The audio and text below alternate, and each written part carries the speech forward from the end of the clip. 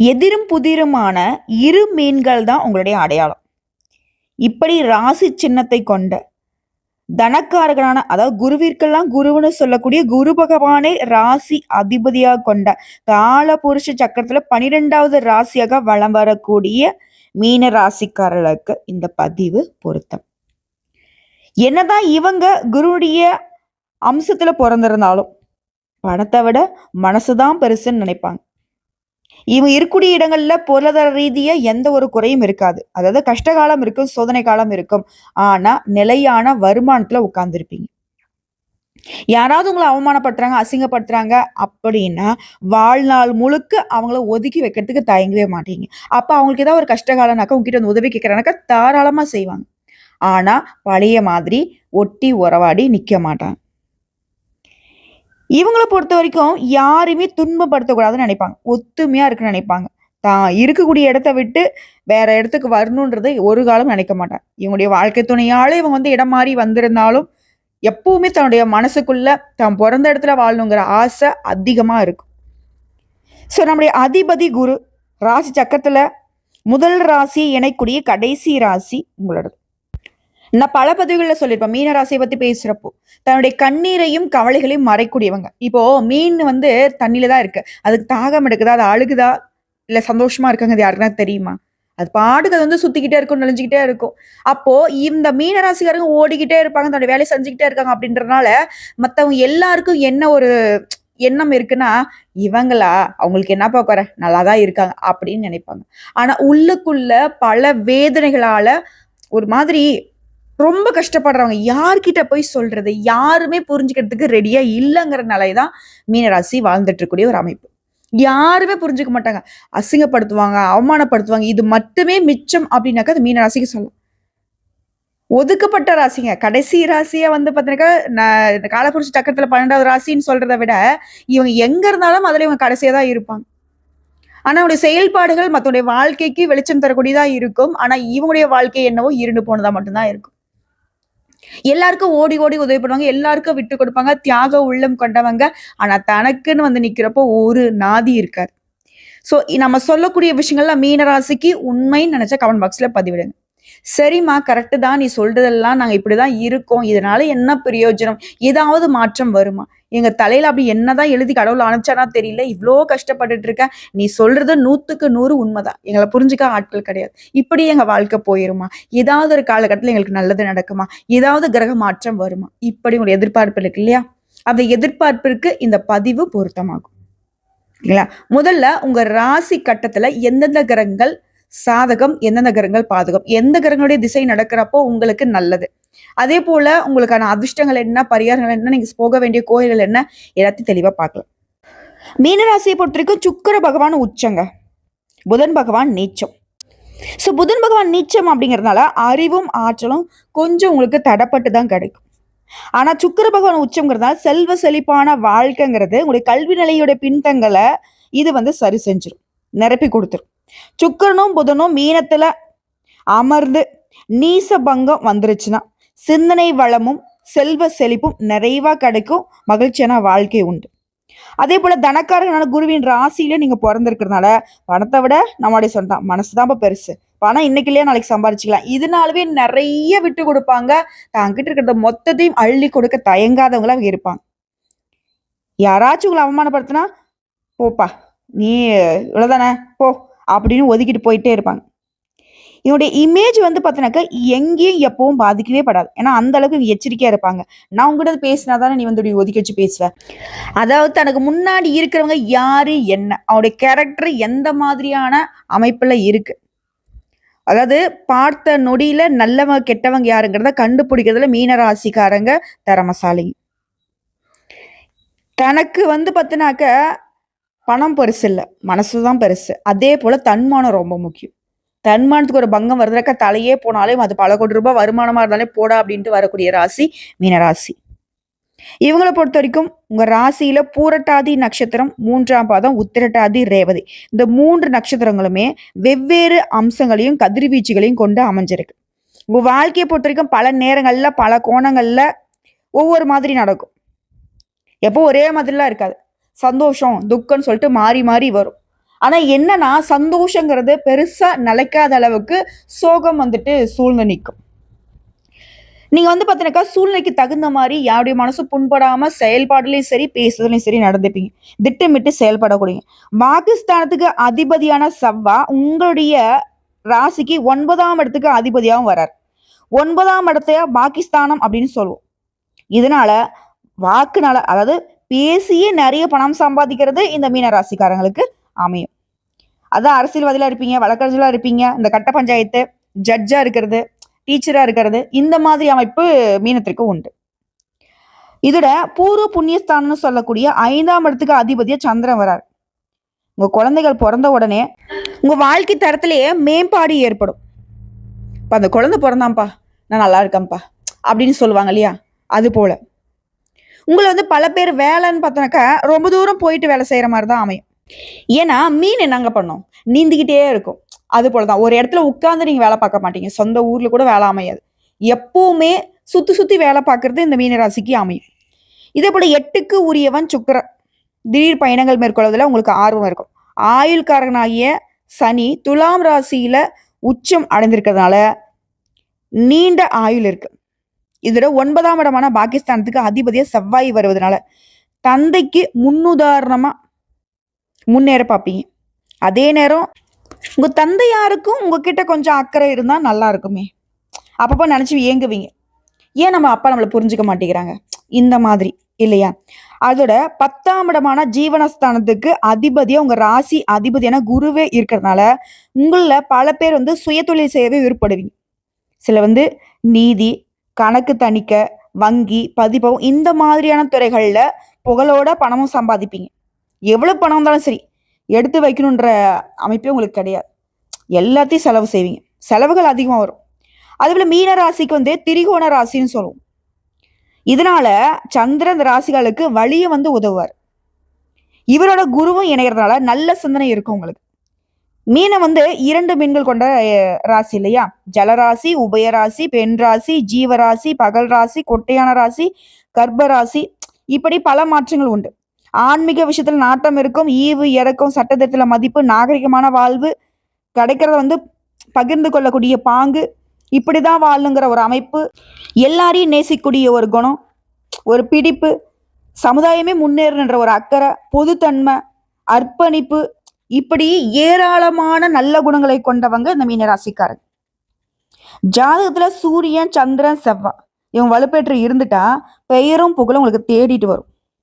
உலகளாவிய அங்கீகாரம் கூட உங்களுக்கு தேடி வரும். புதன், சுக்கிரன், சனி வலுப்பெற்றால் குடத்துல வச்ச விளக்கு மாதிரி பேரும் புகழும் பரவாமலேயே மறைஞ்சு போயிடும். அப்போ சூரிய பகவான் உங்களை வந்து வெளிச்சத்துக்கு கொண்டு வர்றார். செவ்வாய் பகவான் உங்களை வந்துட்டு வலுவா போராட வைக்கிறார். முயற்சிகள் தோல்வி வரத்துக்கு வாய்ப்பு இருக்கு. இந்த புதன், சுக்கிரன், சனி இவங்க 3 பேரும் வலு பெற்றுட்டா. அதே போல வேலை பார்க்கக்கூடிய இடங்கள்ல ஒரு மாதிரி மனசு வந்து சஞ்சலப்படும். வேலையே செய்ய முடியாத ஒரு நிலை உருவாகும். இந்த நேரங்கள்ல உடைய இஷ்ட தெய்வத்தையும் குலதெய்வத்தையும் அடிக்கடி நீங்க வழிபாடு செய்யும். அப்படி செய்யக்கூடிய பட்சத்துல இப்போ புதன், சுக்கிரன், சனி புதன் பகவானுடைய அனுகிரகம் நமக்கு வலுவா இருக்குனாக்க புதன்கிழமைகள் தோறும் விஷ்ணு பகவானை வழிபாடு செய்யுங்க, சரி பண்ணிக்கலாம். சனிக்கிழமைகள்ல சனீஸ்வர் பகவானுக்கு தீபமேற்றி வழிபாடு செய்யுங்க. சுக்கிர பகவானை பொறுத்த வரைக்கும் மகாலட்சுமி தாயார் வழிபாடு செஞ்சா இந்த 3 கிரகங்களுடைய பாதிப்பையும் நீங்க அழகா சரி செஞ்சுக்கலாம். அதே போல இந்த மீன ராசியை பொறுத்த வரைக்கும் எல்லாருக்கும் வழிகாட்டியா இருப்பீங்க. அரசாங்க ஆலோசகர்களாகவும் நீங்க இருக்கிறதுக்கு தகுதியானவங்க தான். தன்னுடைய மானத்தை தக்க வச்சுக்கிறதுக்கு உசுரை கூட இழக்க தயங்க மாட்டீங்க. இந்த கவரிமான் பரம்பரைன்னு சொல்லுவாங்க. சின்ன சொல்லு கூட தாங்க மாட்டாங்க. அப்படி சொன்ன சொல்லு நிற்பாங்க. வாக்கு செயலும் ஒரே மாதிரி இருக்கும். மானம் தாங்க முக்கியம். மானத்தை விட்டு வாழ்ந்து என்ன பிரயோஜனம்? இப்படி சொல்லக்கூடிய ஆட்கள்லாம் மீனராசிக்காரனால ரோஷமான ஆட்கள் இவங்க. சின்னதா கூட அடுத்தவன் ஒரு வார்த்தை சொல்ற மாதிரி வாழக்கூடாது. செத்து போயிடலாம் போடா அப்படின்னுவாங்க. பல கோடி வருமானம் இருக்கட்டும், உங்ககிட்ட நான் கூல கும்பிடு போட்டுன்னு வாழணுன்ற அவசியம் கிடையாது. போடாடே போடா அப்படின்ட்டு வரக்கூடிய ஆட்களும் மீனராசியில் இருப்பாங்க. சில பேர் வந்துட்டு இவங்களை பார்த்து என்ன சொல்றாங்க, பொழைக்க தெரியாதவங்கன்னு சொல்லுவாங்க. அதை பத்தி அவசியம் கிடையாது. என் மனசு என்ன சொல்றதோ அதுதான் நான் செய்வேன். மனசாட்சிப்படி வாழக்கூடியது மீனம். எவ்வளவு பெரிய ஒரு நல்ல குணம் பாருங்களேன். ஆனா இப்படிப்பட்ட ஆட்களை குடும்பத்துல இருக்கிறவங்களே தூத்துவாங்க. அட போடா இவன் ஒரு ஆளு, இப்படி மட்டும் இருந்திருந்தா இன்னைக்கு நம்ம நல்லா இருந்திருப்போம். இப்படிலாம் நிறைய கேள்விகளை வாங்கக்கூடியவங்க மீனராசிக்காரலாம் இருப்பீங்க. நீ சொல்றது எல்லாமே உண்மைமா. எப்பதான் எங்களுக்கு தலைவிதி மாறும் சொல்றேன். முதல்ல உங்க ஜாதகத்துடைய ஆராய்ச்சி நிலையை நான் சொல்றேன். அது தெரிஞ்சுக்கிட்டு அதுக்கப்புறமா நான் நிறைய விஷயங்களை உங்க வாழ்க்கையோட சூட்சமங்களை நான் சொல்லித்தரேன். உங்களை பொறுத்த வரைக்கும் பாட்டு, வாத்தியம், நாட்டியம், இந்த கலைகள்ல விருப்பம் அதிகமா இருக்கும். அம்மா நான்லாம் வந்து பார்த்தினாக்கா அதெல்லாம் இல்லைம்மா அப்படின்னு நீங்க சொன்னாலும் பாட்டு கேட்பீங்க, ரொம்ப பிடிக்கும். பாடுறது ரொம்ப பிடிக்கும். அதாவது மீனராசியை பொறுத்தவரை தனித்திறமைகளை வந்து மறைச்சு வச்சிருப்பீங்க.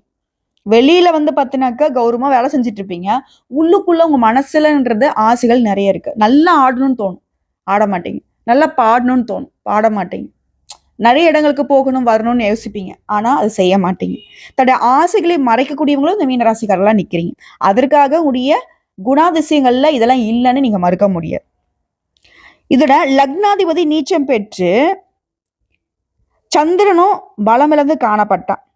மறைமுகமா பலரை எதிர்த்து கெட்ட பெயரை சம்பாதிக்கிறதுக்கான வாய்ப்பு அமையும். அரசாங்க தண்டனிலிருந்து சிக்கி தவிக்கூடிய நிலை கூட ஏற்படலாம். ஸோ இந்த மாதிரி நேரங்கள்ல என்ன பண்ணும்? மத்தவங்களுடைய விஷயத்துல தலையிடாம இருக்கிறது நல்லது. இப்ப இந்த மாதிரி அசிங்கப்படுறது, அவமானப்படுறது எப்பவுமே வந்துட்டு மீனத்துக்கு பிடிக்காத நான் சொல்லிட்டேன். பட் அந்த மாதிரி ஒரு நிலை வருது அப்படின்னாக்கா அது மற்றவங்களால வந்து சேரும். இப்ப என்ன பண்ணும் மீனராசி? சொந்தமோ பந்தமோ, கூட பிறந்தவங்களோ பெத்தவங்களோ யாரா வேணா இருந்துட்டு போட்டோம், மற்றவங்களுடைய விஷயம் தப்பா இருக்கு அப்படின்னாக்கா அந்த இடத்துல மீனராசி இருக்க வேண்டாம். இல்லை நான் சரி பண்றேன் ஏன் குடும்பம் அப்படின்னு போனீங்கன்னா அதற்கான கூலி, அதாவது அவங்க செய்த தண்டனைகள் உங்க தலையில விதிக்கப்படும். இது நிறைய பேர் அனுபவிச்சு இருப்பீங்க. இது இல்லைன்னு உங்களால மறுக்க முடியாது. ஸோ மீனத்திற்கு எழுதப்பட்ட விதின்னு பார்த்தனாக்கா இதுதான். இந்த விதியை மாத்தணும், உங்களோட வாழ்க்கை நிலை நல்லா இருக்கணும். என்ன பண்ணலாம்? குருவுக்கு வியாழக்கிழமைகள் தோறும் விரதம் இருக்க முடிஞ்சா சிறப்போ சிறப்பு. இல்லைம்மா என்னால முடியாது அப்படின்னா குருவிற்கு வியாழக்கிழமைகள்ல மஞ்சள் மலர்களால அர்ச்சனை செய்து தீபம் ஏற்றி வழிபாடு செய்யும். அதே போல கடலைப்பருப்பு வந்து நிவேதனமா கொடுங்க.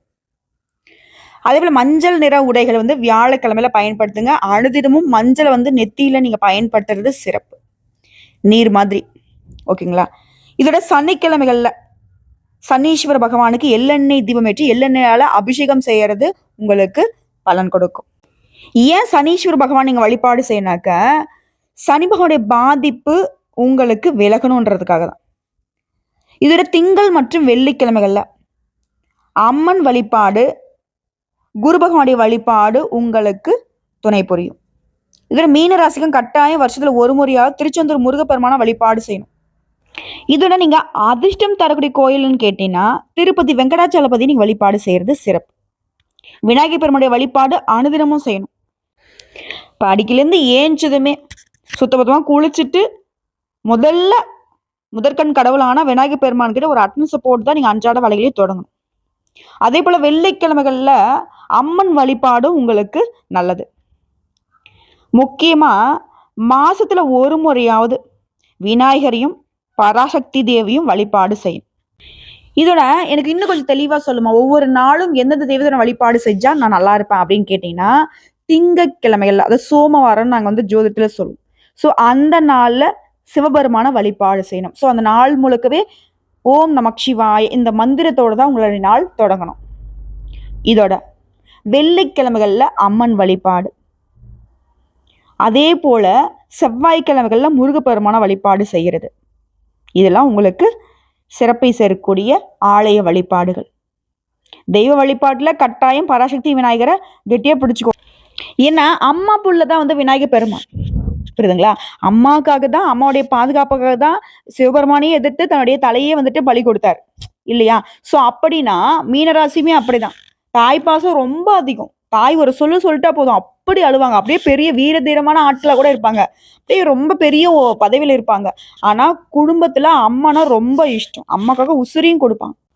ஸோ அதனால தான் சொல்றேன், விநாயகர் பெருமானையும் அம்மனையும் தொடர்ந்து நீங்க வழிபாடு செய்யறதுனால வாழ்க்கையில எப்பேற்பட்ட சிக்கல்கள் வந்தாலும் அதுல இருந்து தப்பிச்சுக்கலாம். நம்ம உடைய நம்ம தலையிலேயே வந்து பார்த்தீங்கன்னாக்கா பிரம்மன் எழுதியிருக்காருப்பா இந்த மாதிரிலாம் கஷ்டப்பாடுன்னு பாரு. அந்த கஷ்ட காலத்துல பா விநாயகர் பெருமானே, அம்மா தாய் பராசக்தியேன்னு நினைச்சிருங்க, ஒரு வார்த்தை சொல்லிடுங்க.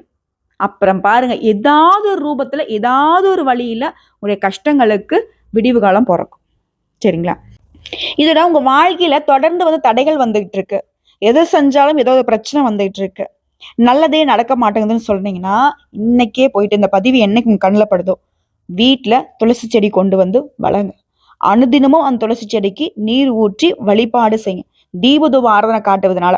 முடிஞ்சா வெள்ளி, செவ்வாய்க்கிழமை அத பண்ணுங்க. இல்லையா அனுதினமாவது நீர் ஊற்றி ஒரு 2 இலைய பிச்சு வாயில போட்டுக்கிட்டு அன்றாட வேலையில பாருங்க. இன்னைக்கு சொல்றேன். தடை வரட்டும், தாமதம் வரட்டும், எப்பேற்பட்ட இடைஞ்சல்கள் வரட்டும், சுத்தி நின்னு ஊரே உங்கள எதிர்த்து நிக்கட்டும். அந்த இடத்துல நீங்க ஜெயிச்சு வர முடியும். ஓகேங்களா? அதே போல மீன ராசி ரொம்ப மோசமான ஒரு விஷயத்த பண்ணிட்டு இருக்கீங்க. உங்களுடைய ஆரோக்கியத்தின் மீது அக்கறையே வச்சுக்கிறது. ஸோ ஆரோக்கிய விஷயத்துல அக்கறை காட்டியே ஆகணும். சுவர் இருந்தா தான் சித்திரம் வரைய முடியும். நீங்க நல்லா இருந்தா மட்டும் தான் எல்லார் மேலயும் பாசம், நேசம்லாம் வைக்க முடியும். அத முதல்ல புரிஞ்சுக்கோங்க. அதே போல நரசிம்மர் வழிபாடு எதிரிகளை வீழ்த்தணும், உங்களுக்கு ஒரு பாதுகாப்பு கிடைக்கணும்னாக்க நீங்க தொடர்ந்து பண்ணலாம். இதுல நீங்க செய்ய வேண்டிய பரிகாரம் ஒண்ணு இருக்கு. தொடர்ந்து உங்களுக்கு அதிர்ஷ்டம் வரணும்னா, அனுதினமும் பறவைகளுக்கு உணவளிங்க.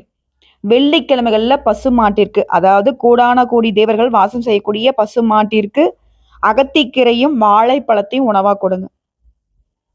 இதோட உங்களால முடிஞ்சதுன்னா, பச்சை பயிரை வந்துட்டு ஊற வச்சு, அதை வந்து பார்த்தீங்கன்னாக்க நெய்வேத்தியமா செஞ்சு, அது கூட வெல்லம் கலந்து நீங்க பசுமாட்டுக்கு உணவா கொடுக்கறது உங்களுக்கு புண்ணியத்தை கொடுக்கும். பாவ கணக்கு குறையும்.